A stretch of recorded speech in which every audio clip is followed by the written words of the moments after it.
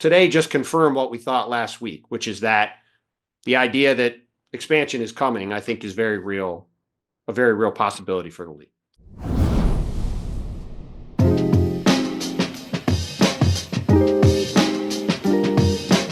Hello and welcome to the Hoop Collective podcast. We talk about the NBA, which we're doing on Thursday evening. Joining us from New York City, where he spent the day at the NBA's Board of Governors, aka the owners' meetings, Tim Bontemps. Hello, everybody. Joining us from Los Angeles, California, where he spent the day in the TV studio, because that's the kind of guy he is. Promoting his new book, The Wonder Boy, is the author, Tim/Band MacMahon. Howdy, partners. Wendy, I am proud to say that you and I are friends. Best friends? No. Good friends? Friends. Depends on the day. Friends. Yeah, friends. Friends. And I will always claim you as my friend on the record for everybody to hear. Something that, by the way, just for the record, you have never, ever done with LeBron James. Not one single time have I ever heard you say that you were friends, much less best friends with LeBron James. I did. I don't know if LeBron knows this podcaster named JJ Redick. I think he's coaching the Los Angeles Lakers. I bet you LeBron sees him all the time, actually, now that I think about it. Well, there's this time you went on JJ Redick's podcast last year, and I was tuning in. I was like, wow, this is really interesting. And I heard you on that podcast say, I don't think LeBron James likes me. And you weren't complaining. You were just simply stating fact, because sometimes when you cover people and you don't just kiss their butt regardless of circumstances, and you cover them honestly, fair, and accurately, but it might not always be flattering. Sometimes people get mad at you. And that's just part of life as a reporter. Now, that doesn't mean you can't do things like write a New York Times bestseller or two on that particular subject, as I hope to do with Luka Doncic, who I've never claimed to be best friends with, who certainly wouldn't claim to be my friend. But that's just kind of life as a journalist. You can't always be loved, but you got to be honest. You got to be fair. You got to be accurate. LeBron James is loved by many. He was not honest. He was not fair. He was not accurate. And that's all I got to say about that. Thank you, Mr. MacMahon. I hope your book does very well. We look forward to celebrating its continued success. Bontemps, there was a lot of news that came out of the Board of Governors meeting today. I don't really like talking about... Awkward transition. Go on. What am I going to say? Well said. I appreciate you stumbled over a few things per usual. Sorry. No, I didn't. Hire me as a spokesman. Go on.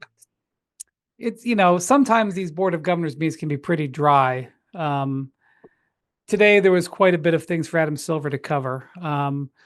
You were there for all of it. Where should we start? Well, it was interesting that there were essentially two press conferences in one. It was a first. They spent half an hour literally just discussing this European League. I think for our listeners, which I think European League's worth discussing at some point. Did you fall asleep during that half hour? No, I did not. It was. I just want to say, because people are going to see the headlines, and I apologize if this is overly basic, but that's sometimes my role. Sorry. When they say NBA is looking to create expansion teams in Europe, not NBA expansion teams. Right. It wouldn't be the Celtics versus London. Right. We're about to talk Paris. That's right. They're trying to live golf the EuroLeague. Well, yeah, sort of. I mean, yeah. There were a lot of interesting subplots of this press conference about this European League.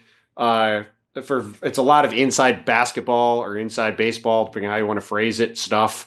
Like, for example, there's a long-standing beef between FIBA, the FIFA of basketball, and the EuroLeague. And people who follow basketball know this, but the head of FIBA is sitting up there with Adam Silver and wouldn't call the EuroLeague by its name. He just kept calling it that league. There's a lot of stuff like that. That's like when Bill Parcells used to talk about T.O. and he'd call him the player. Yes, there's a lot of that going on. And for example, this all goes back to the EuroLeague, which Real Madrid is in. All the teams people have heard of in Europe, they're all in the EuroLeague. And FIBA used to run the EuroLeague. It doesn't anymore. It's been a longstanding problem in European basketball. Now the NBA is partnering with FIBA. They're essentially trying to replace the EuroLeague. Adam Silver today goes, hey, we're just trying to be open and upfront about this idea of creating a league because we think it's the healthiest way to do all of this. That's, I would call it a white lie. What the NBA is doing is walking in the front door and saying, hey, fellas, listen, we are coming over here. We are going to do a league. What we would love is for Real Madrid and Barcelona and Bayern Munich to all be part of this league. If you guys don't want to be part of this league, that's fine. We're just going to create teams then over there, and we'll go head to head with you instead. So that's a white lie, like when LeBron said when he tries to claim he's best friends with him. Okay, we don't need to do this the whole podcast. What? So we will see. We will see where all that goes. It's a very interesting. This will be little covered subplot in for our me. Spanish language version, the Yes. RO Collectivo. The interesting, that was an interesting half an hour for a variety of reasons. It'll have some potential long-term impacts on the NBA and basketball as a whole. I thought the most interesting thing of the day, I asked him about it in particular, was back in September at the last Board of Governors meeting, Adam Silver said expansion would be addressed at some point this season. Over the past few years, there's been talk about we need to get the TV deal done. We need to get the CBA done. Check. Over the past several months, I think we would all agree, I would say numerous sources around the league have repeatedly said the league has to get the sale of the Celtics done before expansion will start. Kind of check. Those are all big checks, though. The TV deal is a massive check. The Celtics deal is a historically large check. And that the $6.1 billion that the Celtics went for, as we talked about last week, obviously an interesting factor in that. So I think the most important thing that Adam said was once the Celtics sale has been analyzed and processed and finished off, probably what I assume would be by the July Board of Governors meetings, the NBA is going to, quote, turn to expansion in a more serious way at that point. And I think this is the clearest indication yet. That's lawyerese, but I get it's it. Lawyerese, but it's the clearest indication yet that we have gotten through the preliminary stages of discussing expansion, and starting whether it's this summer or this fall, we're going to ramp this thing up in some level and get fully into the beginning of the expansion process. Okay, but what's the mystery about the expansion process? Who's gonna be the controlling parties of the various, the two franchises? There's a couple of things. It ain't where, it's when. There's a couple things. Hold on about that. Go ahead, Brian. Oh. Probably going to be Seattle and Las Vegas, and there's probably going to be expansion. Not definitely Las Vegas and Seattle, not definitely expansion. But Adam there was people from Seattle there today, and he was asked specifically about this, Bontemps. I read this in your story, and he had something to say to fans in Seattle who are coming up on 17 years since the Sonics left for Oklahoma There was City. a guy from the Seattle Times there who asked about, hey, look, for people in Seattle who have been waiting for a team to come back since 2008, what would you say to those people? He said, I wish I could be more conclusive today and say, quote, here it is. Here's the timeline. There are events that are clearly outside of my control. Then went through a bunch of legalese, blah, blah, blah. Quote, having said that, though, I would just say again to our many fans in Seattle, and I hear from them often, that the legacy of the Sonics is still very strong. It's a fantastic basketball market, and we are very focused on it. The fact I think that I'm not being more sort of forthcoming publicly doesn't mean we're not studying it very intensively. We don't take those fans for granted.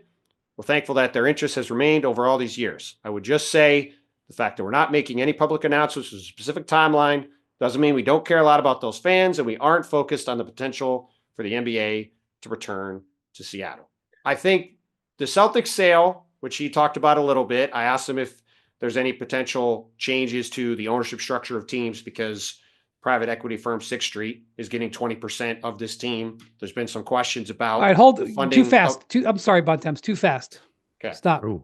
Are you guys going to start fighting again? We'll talk about the Celtics in a second. I want to focus more on what he if you're from Seattle and you want the Sonics back, certainly what Silver said there, you can't take that to the bank. But Silver was basically saying, just hang with us.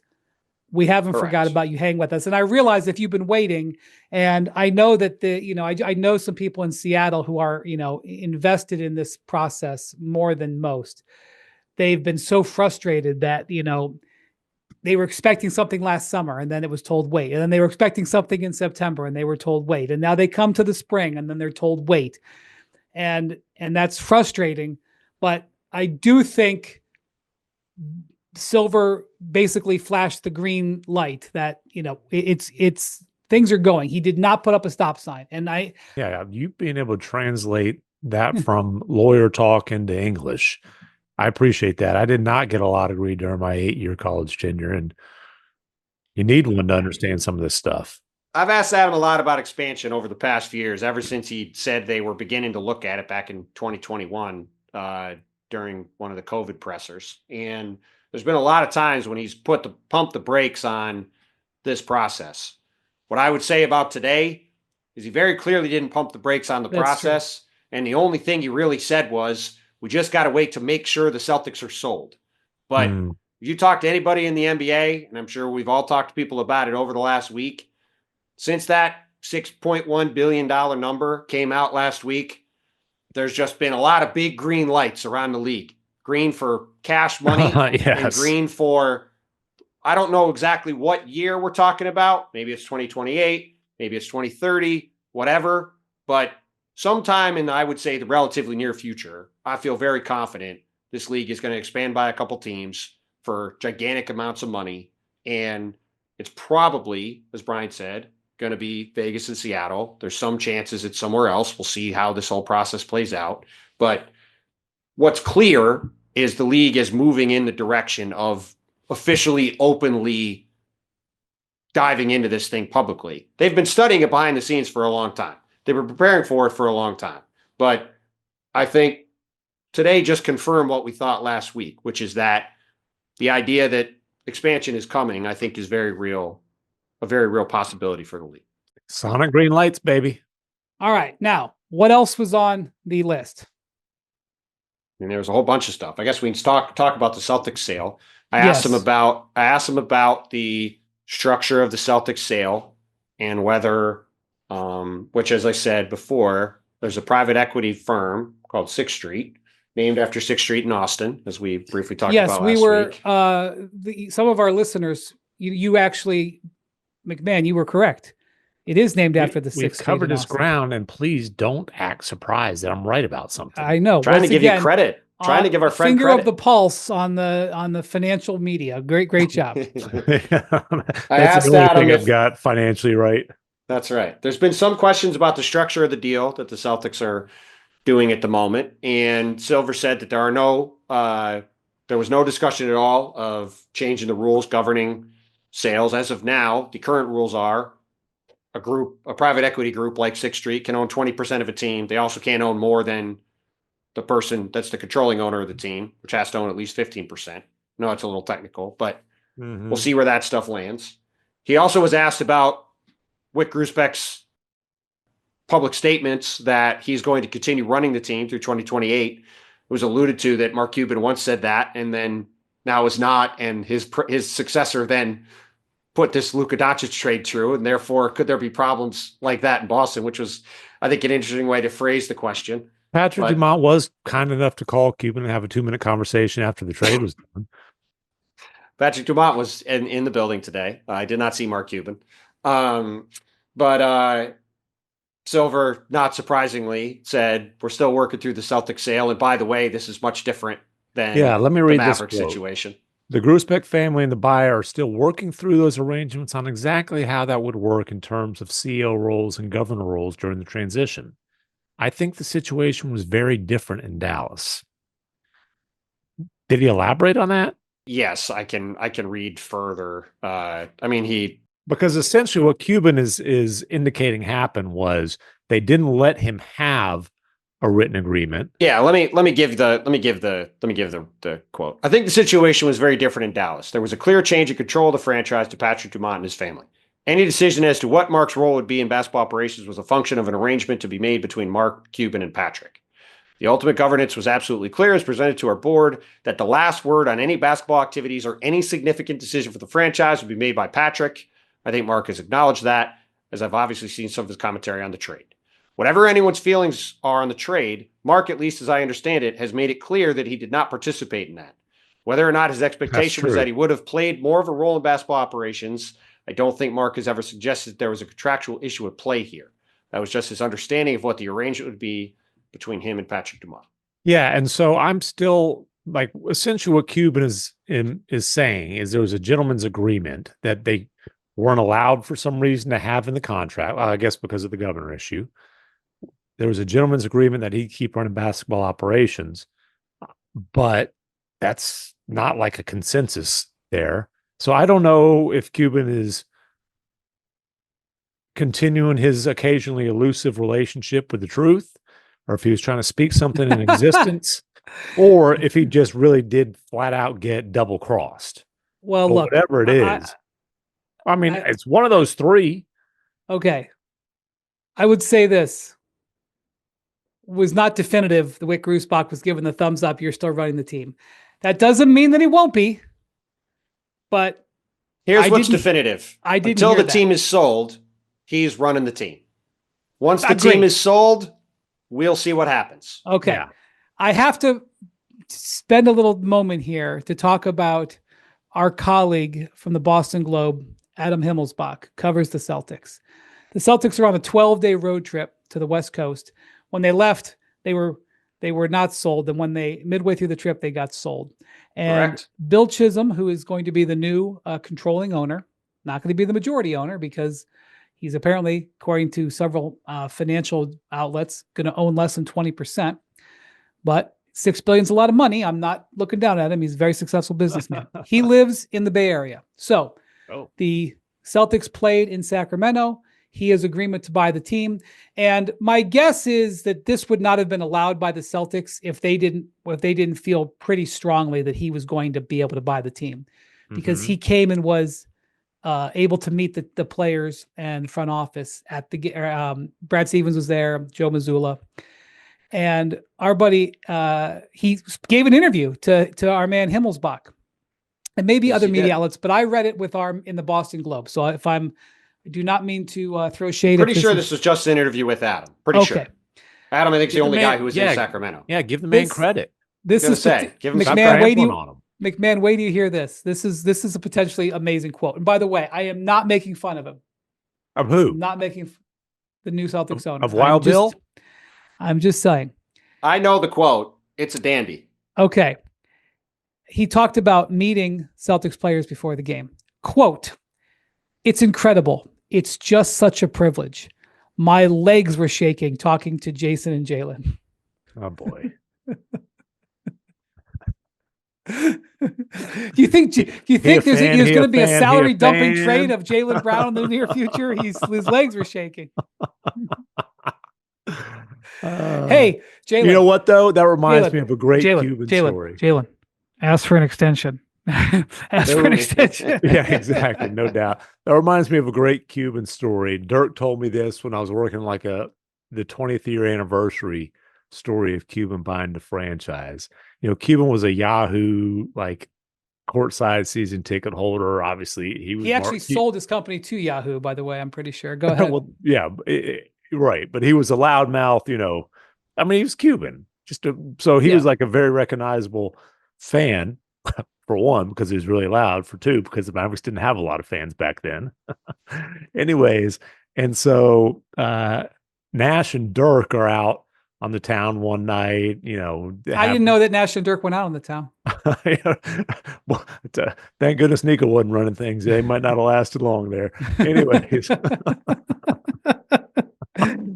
but so they're out on the town one night, and you know, I might not be getting the details exactly right, but essentially the waitress or whatever came over and said, "Hey, you know, this guy's buying, you know, he wanted to buy you guys around."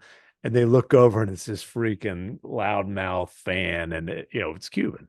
It's this loudmouth fan, and Dirk and Nash like, yeah, okay, got to enjoy the drinks and skedaddled out of there because they didn't want to deal with the guy.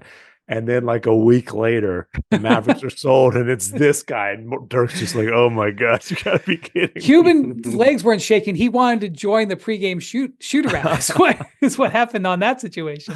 Yeah, and obviously Dirk and Cuban did end up having and continue to have a great relationship, but it was a pretty funny way to start it. I will say that I remember, covering the league when Cuban bought in, and just to illustrate how different the NBA was then versus now, where there's like 45 support staff for the 14 players.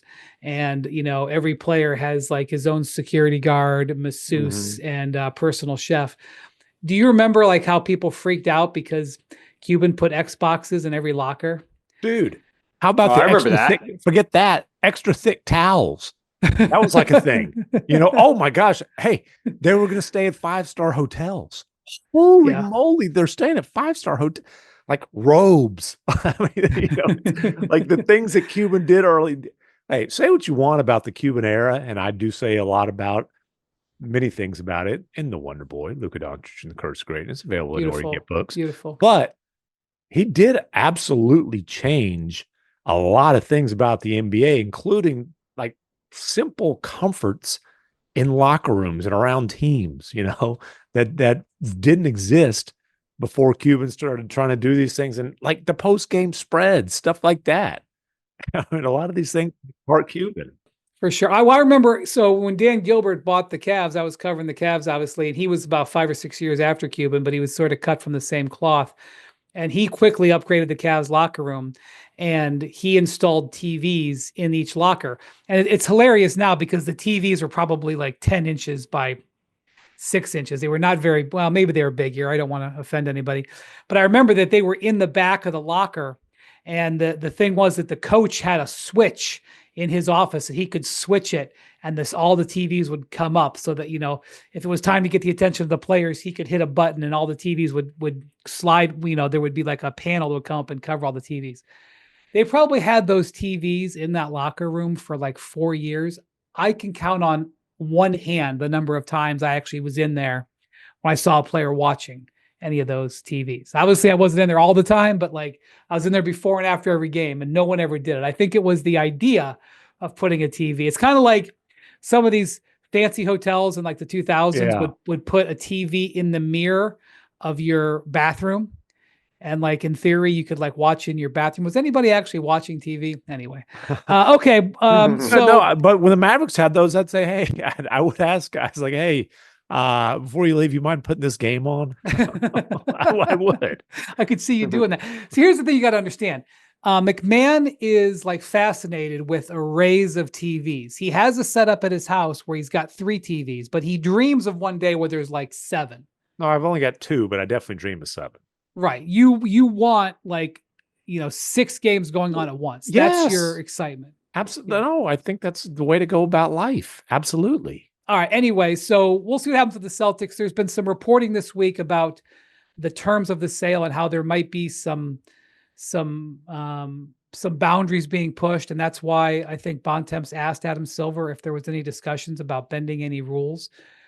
I'm not going to make any assumptions, but I did talk to a financial guy who said that as far as the NBA changing its rules to allow the Celtics to be purchased in a way that's not currently allowed, he said that these guys are wagering that the owners want the $6 billion price tag more than they're worried about individual rules. So we'll see if that becomes an issue or not. Again, whoever buys the team is faced with losing 9 figures next year if the Celtics don't reduce this payroll. So you can't zero out your bank balance to buy the team because you're going to have to potentially fund the losses for the next few years. So that's just one thing we'll put in there, and let's not overreact to it now. Okay, Bontemps, what else is on the agenda today?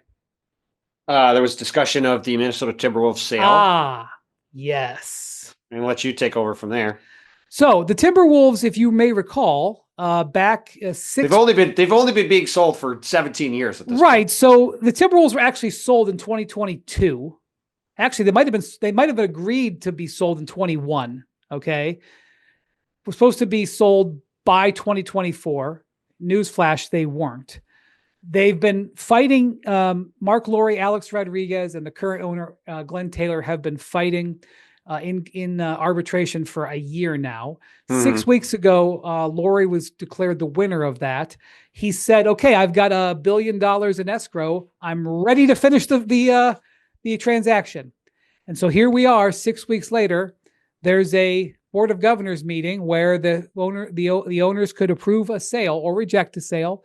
And today, Bontemps, nothing. What? Well, not nothing. Not nothing. Okay. Certainly not something. Announcement of a Not new a owner. not a agreement on a sale. However, the thing that we have talked about is Glenn Taylor, after this arbitration ruling last month, which when I asked Adam Silver about that at the All-Star game, he said he didn't see why the new owners wouldn't get the team after that ruling. Glenn Taylor has the right to appeal that arbitration ruling. And I don't think the window for that is closed yet. So Adam said that he's still debating whether to appeal. I think more importantly, he said he's discussing things openly still with Mark Lowry and Alex Rodriguez, which would lead me to believe that at some point here, there will be some further agreement between the parties to resolve this, and the new owners will get the team. But I don't think there's nothing that happened today leads me to believe it will be anything other than that, but it is not done yet. Let me say two things about why this is more important than who the billionaire is who gets to own the team.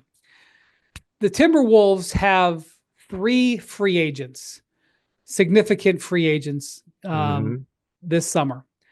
Julius Randle, who can opt out of his contract. Let's just, for the sake of this discussion, assume that he does. Naz Reid, who almost guaranteed will opt out of his contract. It's for $15 million. He's going to be a candidate to win Sixth Man of the Year again. And Alexander Nikhil Walker, who's been one of the most Nikhil Alexander Walker. Yeah, we did a little I rearranging always there. do this. I always do Not this. MacMahon was saying earlier today on NBA. He so Today, confidently said it too, MacMahon. I know. Got it right here. Earlier today, MacMahon, we were on NBA Today. We were off air, and MacMahon was like, he was talking about Clayton Kershaw, and he's like, I'm feeling my age here. Clayton Kershaw's got gray in his beard, and I covered him, when he was in high school. And so, gee, what does that make me? This is one of these things where I see people like these senior moments, and I'm like, how could you make that mistake? How could I make that mistake? Nikhil Alexander Walker has been in the NBA like 7 years. It's embarrassing.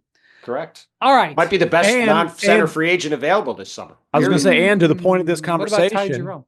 has oh wow, Cavs corner.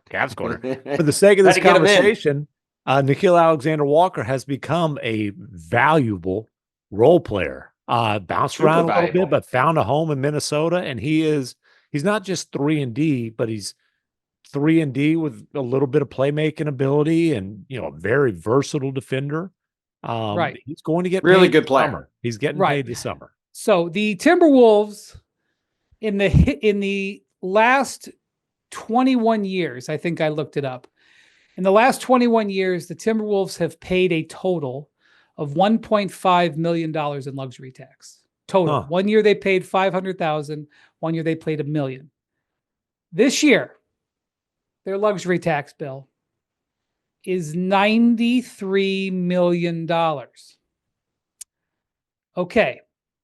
Now, do we believe that they're paying $93 million again next year? They certainly are not. Well, probably if they're an 8 seed, they think that's really worth it. Right now they're in the play-in, to your point. Yes. So this is why this matters. It's not just because we're really want to argue about the arbitration ruling. It's that, are they going to be able to re-sign these guys? Are they going to, keep Naz Reid? Are they going to keep Julius Randle?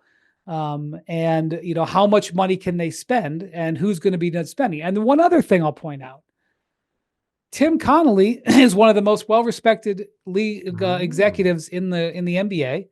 He has an opt-out in his contract this year. If he doesn't like the situation, he can opt out and walk away for free. And so when you have an opt-out in your contract and you're valued, you opt out of your contract and get more money. So, and if you have an opt-out, I do not. Oh, okay. I don't do options in my contracts. I go, Oh, big baller. we're gonna we go to a certain time, no more options.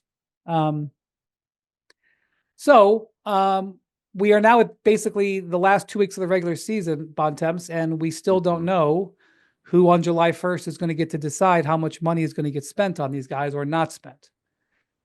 Correct. Yeah. I mean, it's going to be very interesting to see when this gets determined and who's going to be at the controls. But it's going to Minnesota. This may come up in our Friday column, Brian and I. Minnesota does not have any free agent salary cap space this summer to spend, but they might be the single most interesting free agent team this summer between the combination of Nikhil Alexander-Walker, Naz Reid, and Julius Randle, who also has a player option. All three of those guys, very interesting situations, and the Wolves are going to be a team that's going to have a lot to say about how the summer plays out across the league because of that. By the way, now that we talked about this, I'm now sort of thinking that really not that much was resolved today because, basically they gave a promise ring to FIBA about, they didn't actually say they're going to do the European expansion. Listen, I'm just, again, they're doing the league. They didn't have this entire press conference to then not do the league. I know. I'm just saying it wasn't formally announced. It was they didn't say what the league's going to be because they got to browbeat the EuroLeague teams still, but they're doing the league. I'm just saying, there was a soft announcement. We don't know what's happening with the Timberwolves. We don't know what's happening with the expansion. Not only that it's not now, we don't know what's happening with the Celtics. Okay, one other thing that was asked, I don't know who asked it, was about the blatant tanking that is taking hold. Good. Our pal Tiny Ganguly from the New York Times asked about it in the wake of my story with Kevin Pelton on Monday about tanking. Ooh. Yes, I didn't. Good job. I didn't. By the way, coming up, we're going to have Pelton on for large sample size theater, which is always one of our favorite pods. Is that the Seattle guy you said was whining and crying about? No, but he still has, when we have him on the pod, he's still got the Sonic stuff up there. Bontemps, I didn't see this game last night, but you were telling me about it earlier. The latest in the tanking wars. Washington played in Philly. Well, the Sixers, the top Sixers. The number of people that have said something to me about how great MacMahon's line is about the top Sixers. I got to give you credit, MacMahon. It's very well done. So the top Sixers are playing the Wizards. Massive tank implications. Lizards. Let's get all the names right. Especially because no, not on this night. This night they're the Wizards. Fair point. Especially because the Raptors keep stubbornly winning. This is the thing. Last night was maybe the biggest night of the season from this situation because in Brooklyn, you had the Raptors playing the Nets. Nets, who I believe have now lost 15 of 18 or 17, 15 of 17 after getting blown out by the Raptors in Brooklyn. The Raptors were 2 games back in the lottery standings from both Brooklyn and Philly. Brooklyn's playing the Raptors. Philly's playing Washington. Philly and Brooklyn last night, going into that night, if they could lose those games, they get a 3-game lead with 10 to go on Toronto.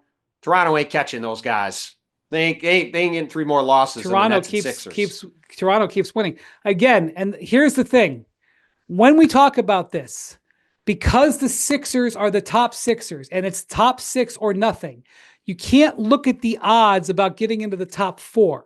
You have to look at the odds about getting into the top 6, and the difference between Philly getting into the top 6 when they're the 5th worst record and the 7th worst record is like a 25% spread. So you don't even have to have a college degree to figure out. That's right. If we're 7th, we're kind of in trouble. And if we're 5th, we're in great shape on keeping the pick. So the Sixers are extremely incentivized to get the number 5 worst record. That's right. Because if they're 7th, right, for them to get into the top 6, they have to jump into the top 4. If they're 5th, what they have to have happen is for 2 teams behind them to both jump them and them not get into the top 4.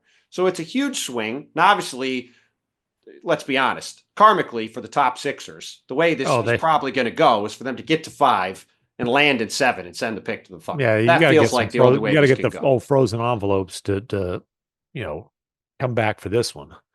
But last night, the top Sixers are down 16 with 4 minutes to go. I have the game on at the Garden. Good job, top 6. I'm watching the game. I go, oh, hey, top Sixers, they got this in the bag. I look away. I look back 2 minutes later. It's a 3-point game with 50 seconds to go. It's like, oh, here come the Lizards. They're making a push. They're trying to get back in front. Because, by the way, the other half of this, the Lizards went into last night's game, 1 win behind the Utah Jazz for the worst record in the league. Because they keep winning, trying to get down there too. Yeah. Well, and that's about the floor, like the furthest you can fall, because the odds are the Correct. same for number 1 overall. Correct. Go on. So It still matters. So eventually, this resolved with the top Sixers emerging with a desperately needed victory. Desperately needed victory, getting the loss. The Nets lose. Raptors now eliminated from getting into the top 6. Top Sixers going to be in the top 6, barring truly calamitous winning, which I don't think we're going to see happening. Calamitous. I like that winning. And then Jackson, you slacked off last time on the vocab words, by the way. And then we'll see what happens over the next couple weeks to see whether the top Sixers can get ahead of the Brooklyn Nets, who again have lost 15 of 17 and are desperately trying to move up those lottery standings too. So with all that having happened on Wednesday, on Thursday, Tanya Ganguly asked Adam Silver about tanking. Correct. And in the wake of our story, and nobody knows until Bontemps and Pelton wrote about it. Listen, we wrote a good. I was happy with our story. It was a good story. I enjoyed it, and I like some of the potential solutions which they need to seriously consider. So Adam echoed a lot of what Evan Wash said in our story. Evan Wash the head of strategy and analytics, and the guy who's behind the play-in tournament and all the creations that you've seen come into the league. He's the idea man. He's the chief nerd in the NBA office. Go on. So Adam and Evan both said that the flattening of the odds and the 65 game rule and the player petition policy and all these things have done a good job of limiting tanking. I think we can all hold on. I'm not saying I endorse this view. I'm saying that's what they have said. Mio. But on the same token, Adam then said he understands why relegation, going back to the European discussion earlier, is part of many leagues in the world. Quote, "It comes down to incentives. There's no doubt that incentives change at the end of a season, especially when you have a draft that's perceived not just with the top pick, but the top maybe few picks in an incredibly strong draft. That's a legitimate way of rebuilding in this league. So I'm not sitting here and saying, all right, here's the new calibration of the draft lottery that will solve it. We don't have a new plan at the moment." He also reiterated what Evan Wash said in our story, which is that the competition committee is going to be looking at tanking, and we will see what they end up coming up with as a quote-unquote fix, but I'm not sure there is going to be a quote-unquote fix. They need to take some kind of action. Like meet, discuss all the ideas. I'm not sitting here telling you got to do this, but you got to do something. Action has to be taken. I am not sure there's anything that can be done. No. So there are some of the ideas in your story can be done. You have to make it so where it's not in the best interest of a third of the league to absolutely put crap on the floor in March and April. I'm sorry, dude. They should be paying people to go to some of these games instead of making people buy tickets. It's bad for the league. It's bad for fans. It's a bad product. The great businessman, Charlie Munger. I have referred to it before. I will refer to the exact quote. "Show me the incentive and I'll show you the outcome." They have to change the incentive. Absolutely. Very simple. And I like personally the idea of, okay, losses count toward the lottery odds up until we can say the All-Star break, last 20 games or whatever. After that point, it's wins. Incentivize the teams that are going to be these Cooper Flag derby. I actually don't even think you have to get that complicated. This is my I don't have an 11 slide PowerPoint here. Oh. Why don't you just make the lottery odds completely flat? I wouldn't be opposed to that either. And the retort to that would be because people would tank to get out of the play-in. But I would say if you get in the play-in and then you don't move to the move in, you could just your odds could potentially even be higher. You could actually reward a team that makes the play-in and doesn't make the playoffs. Here's the problem with that. All right. And here's the problem with all of these plans. right? At the end of the day, the NBA has a draft for a reason. It is to give the worst teams the best chance to get impact players to change the direction of their franchises, right? The difference between the NBA and European leagues, like, where Real Madrid plays, right? They just buy all the best players. They have the best players every year. They win the league every single year.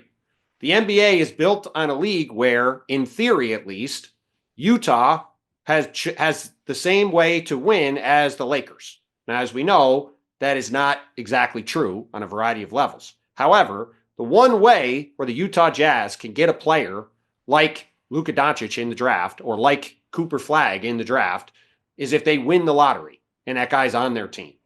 If you create a system Luka, where they can finish fifth and trade up to third, but yes, go on. Sure. But if you create a system where you're making it even harder for the bad teams to get a guy like that, you could have a situation where you have these teams that are just bad for 10, 15, 20 years. Now you would say, well, some of those teams have already existed, but that's show where me the incentive and I'll show you the outcome. Sure. I agree. I also just think that at some point, like, there are going to be bad teams.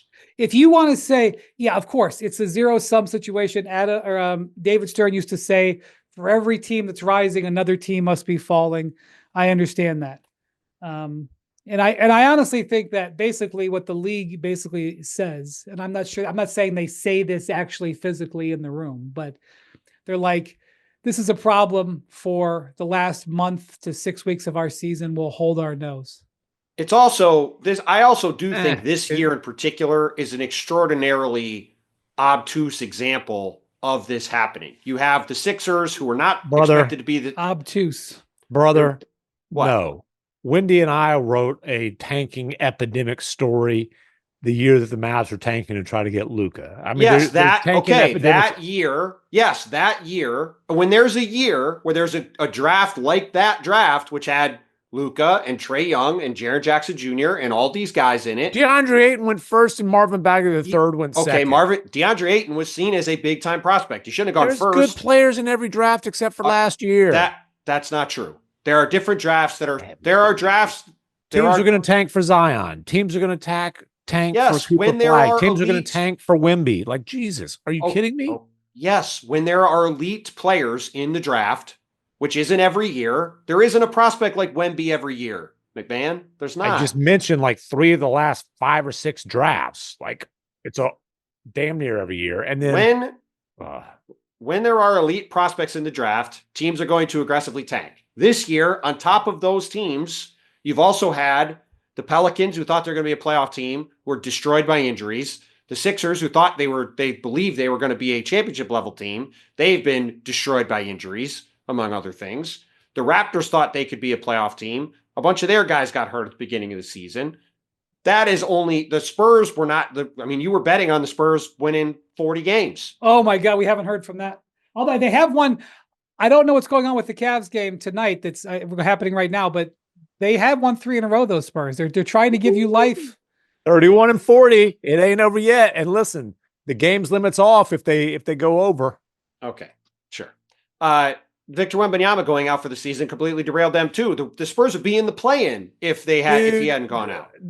Let's not act like tanking is an occasional thing. There's tanking every single season. Some seasons are much more blatant than others. It's a massive problem for the NBA. The product in March is much worse than it should be. They've got to do something to get this thing figured out, or at least minimized. And you did write a very good story. And one thing that honestly I hadn't put a ton of thought into that you guys pointed out probably was Pelton, because it was a good point, was the hey, the protections on picks, the top Sixers. It's about like, if that pick is not a top 6 protected pick, if you could only do, I think you guys said top 4 or lottery. That was me. No, that was Pelton. If you could only do top 4 or lottery, it's a different deal. The Mavericks, when they had the tank that cost them $750,000, the year of the Kyrie deal, that was because they owed a top 10 protected pick. And so it was this embarrassing deal where this team that had I mean, they had a tiny, tiny, minuscule chance of making the play-in at that point because things had gone so haywire. But Yeah. they still had a tiny, tiny, minuscule chance of making the play-in, and they pulled the plug and tanked, and it was embarrassing for the league. That doesn't happen if it's not a top 10 protected pick. Yes. All of the most egregious examples of tanking over the last 15 years or so, Harrison Barnes, the Mavs situation, the Sixers one this year, they all are related to protection of picks. I think not all. I would say the Utah Jazz say hold my near beer. Well, sure. There's always going to be okay, that's a good line. There's always going to be horrible teams trying to be awful at the very bottom. I'm talking about like these teams that are trying to keep their draft picks. Those are always the most obvious. I mean, most teams aren't getting fined $750,000 like the Mavs were. That was because Wendy likes the near beer. I mean, it was a great line. I'll give you credit I liked for it. Bontemps. So you get the gold medal for that. Bontemps gets the silver for calamitous winning. There's been some. We've had some good stuff today. I think getting rid of the pick protection thing is the best way to go. I do like the idea of flipping the standings at some point in the season and rewarding winning. I also just overall think that the biggest thing that would change this would be if the schedule got shortened. But that is a different discussion for I just think you'd be day. If it's a 66 game schedule, they'd be tanking from 46 to 66. Well, there just would be less. 62 to There would be 82. less of these games like this. This has been. It's been weeks of this. I agree. You're never getting rid of it totally. Okay. Correct. There's going to be some teams who do it even from the start of the season. Having said that, right now we got 9 teams tanking. Yes. Is that like it? this year's particularly and awful like every between single all of the way night, this has gone. There's like and 2 or it's 3 just- tank look, man, games. And again, I think, and we've talked about this gets back to the whole toes conversation that makes you guys uncomfortable. But I think this is the best basketball in terms of style of play, skill, excitement, entertainment that there has ever been, except that's when teams are like their goals to win games. If the goal is to win games, it's a hell of an entertaining league. I just wish that was the case every single game. Well, The and you goal also- should be to win. Right. Show me the incentive. I'll show you the outcome. The other problem just in general right now is that across the Eastern Conference, there's very little for anybody to play for from 1 all the way to 15, right? So not only do you have these teams at the bottom that are bad, you have these, I mean, then you have these teams in the play that just aren't very good. But even from 1 to 6, there's barely any battles for anything. Yeah. So it's just, there's just not, it's hard when 2/3 of the league has no drama at all associated to it for the final 6 weeks of the season. So that's all I was saying before. It's one thing if there's like selective rest, trying to get guys fresh for the playoffs and young players are playing and teams are still trying to win and like it's legitimate player development opportunities. That's one thing. It's another thing when teams are figuring out how to put out the crappiest lineups possible so they can lose. Or if teams are signing guys that aren't good in the G League to 2-way contracts to give minutes and stuff. Some of the tanking measures that we've seen. I do think the one thing from my story that I thought was especially relevant on this topic was Kevin talked to Evan Wash for the story, and he asked specifically about what some of these teams have been doing in terms of playing guys for some of the game, but not all the game, and like sort of this new innovation in tanking. Yeah. And this, I thought, was probably the most interesting quote in the whole story. Quote, "We are not in the business of policing rotations in that way. For the league to step in and say that a team chose to play one player over another player and that was a wrong decision, I think that's a bit of a slippery slope. And oh, by the way, some of those younger guys actually go on to win the game." So to me, the league was saying there, as long as the guy's playing, it's all good. So that is one innovation or change that I think is only going to continue. Well, and again, that's why ideally teams would actually go into games hoping to win. All right. There was a lot. I don't know if we learned a lot from the BOG, but we had a lot of good topics. We learned a lot. Again, there wasn't an announcement of expansion, but expansion is closer now than it's been at any point in the last 20 years. And it's only going to get closer. I look forward to I look forward to Seattle being an NBA city again. I never actually covered a game in Seattle, an NBA game. I just am excited for my guy Kevin Pelton to be able to go to games again at home. I've told the story about the last game I covered in Seattle. Should I tell it again, Jackson? Yes, I don't recall. Jerome James, famous Nick. Mhm. Yes. Jerome James was playing for the Sonics. I was covering the Cavs. Back then, the media sat right on the baseline, right next to the bench. Mhm. And, the thing about it was back with newspapers, the game started in Seattle at 7:30 Seattle time. That was 10:30 Akron time. And I had to have a story that was going to go in the paper that printed at midnight. So I had to have some sort of story. So I came up with something. We called it a crapper. Oh, because it, it's usually crap. that's what teams are putting on the floor these days. That's Go right. on. So usually, as you know, I am very attuned to the game and watching everything. Absolutely. Very Breaking it down in attuned. real time. I'm sitting on the baseline writing my crapper in the first quarter. And Jerome James, as all Knicks fans would tell you, had a bit of an issue with foul trouble. He tended to commit he wasn't the most fleet of foot, and he tended to reach. And so early in the game, in the first quarter, he was whistled for his second foul, which I believe had happened to multiple games in a row. And he was going to be headed to the bench for a period of time, having been in foul trouble again. He did not agree with the call. Oh. So he took the ball and wanted to throw it off the advertising table that was on the baseline. But Jerome did not throw it off the table. He threw it a little bit high. Not the most accurate shooter, Jerome James. Yeah. True. Like a free throw. Go on. But I think the key is, there was speed, there was anger, there was fury. There's some force. And the ball went above the table. It went above the laptop and smashed me square in the face. Did your nose bleed? I was lucky it didn't break my nose. It did not break my nose, but of course it wasn't like gushing blood, but like definitely there was blood. More than anything, it shocked the hell out of me.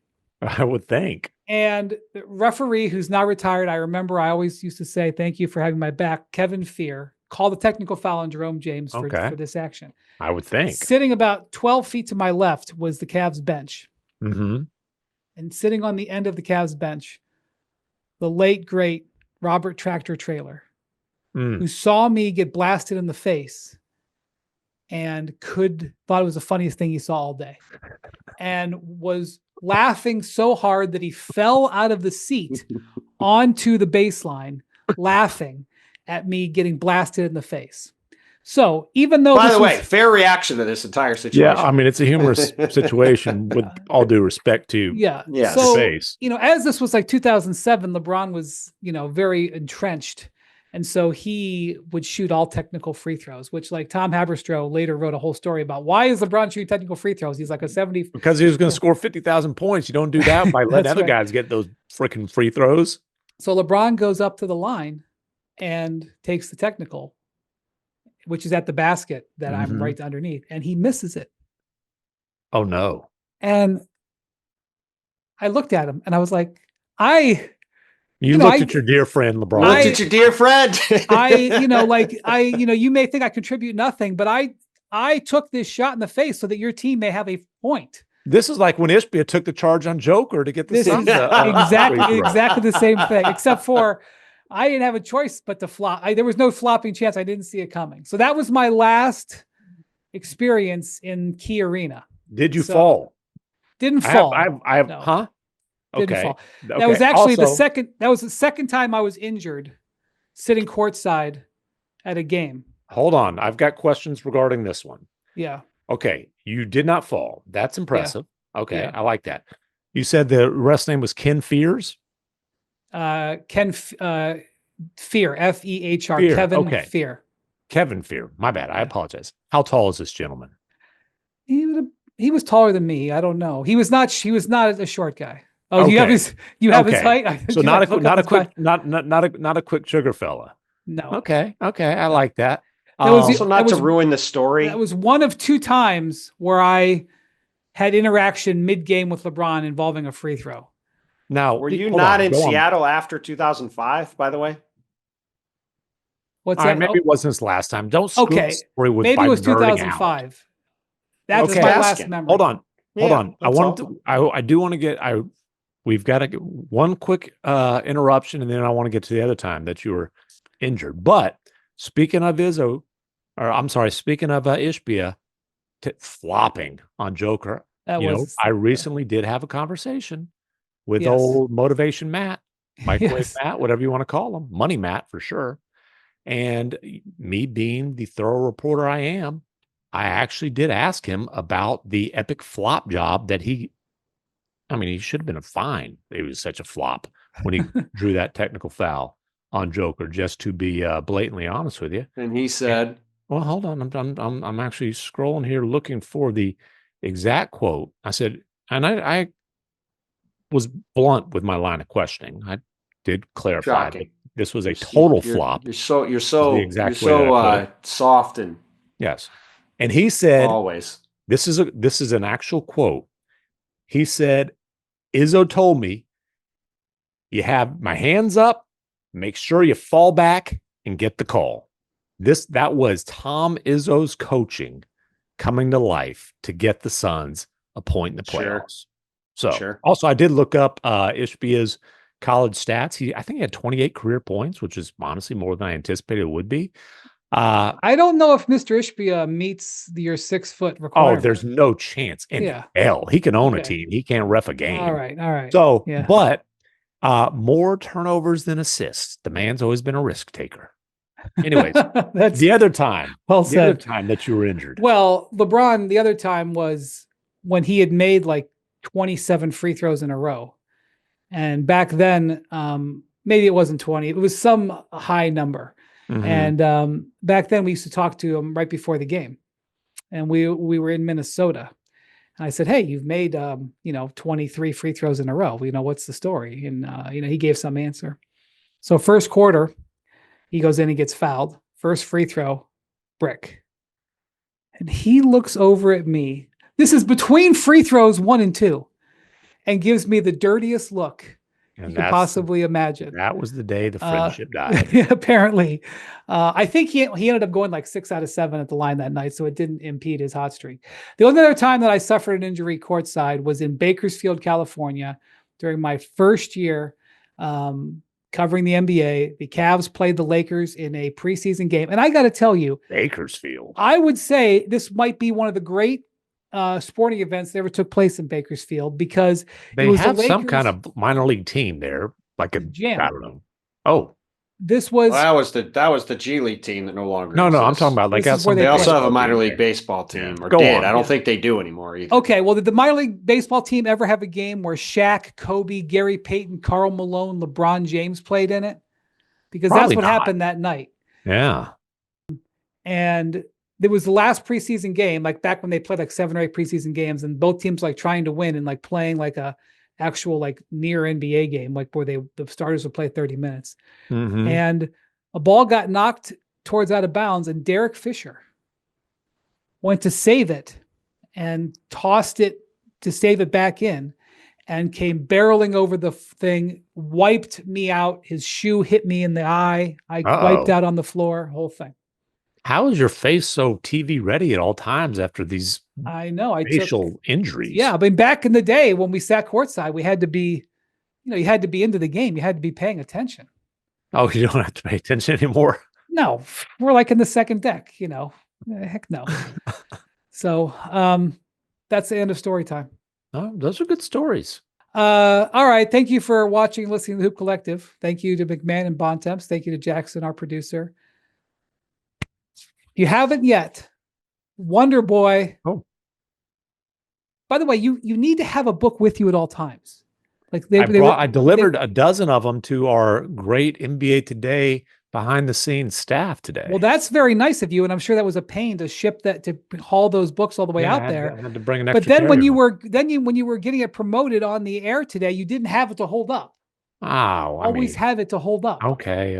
So that like when people are like walking the cover art. When people are walking through the airport and they see it, they go, "Oh, that's MacMahon's book." I'm just gonna like get a T-shirt printed out that I wear all the times with a cover on there. How's that? I don't like that. No, that's a little bit over the top. But Oh, okay. anyway, the Wonder Boy, get it fine purveyors or even just average purveyors. Any old purveyor. I don't know what Any purveyor means, purveyor, but any if you can purveyor. buy it, that'd be cool. All right. All right. Thank you again. We'll talk to you next week. Adios, amigos, which is Spanish for friends.